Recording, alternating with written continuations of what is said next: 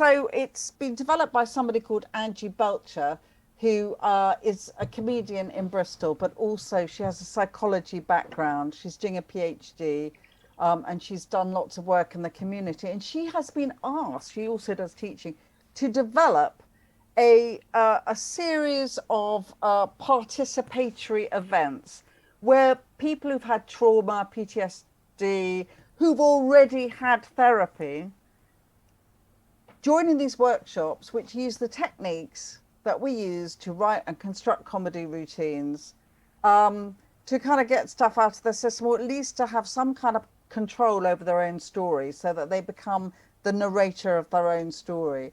In the same way that they might have been sent off to like a pottery workshop or a dance therapy or arts therapy workshop. And it's a pilot scheme. So there's also an arts therapist working with it. I'm a comedian who's working with it, been asked to work with her as an assistant. And it will be evaluated in a monetary way to see whether it's worth doing, whether it has any effect.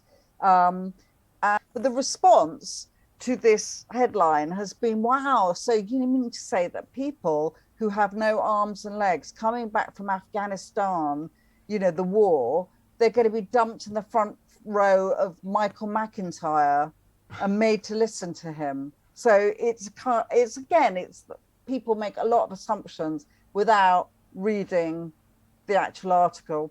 But that's what it is. I think it could be really interesting. I've done a training, a training day. That's all. I'm being let loose about what we're going to do. And I mean, I teach comedy at City Academy sometimes, and that's getting people up to perform.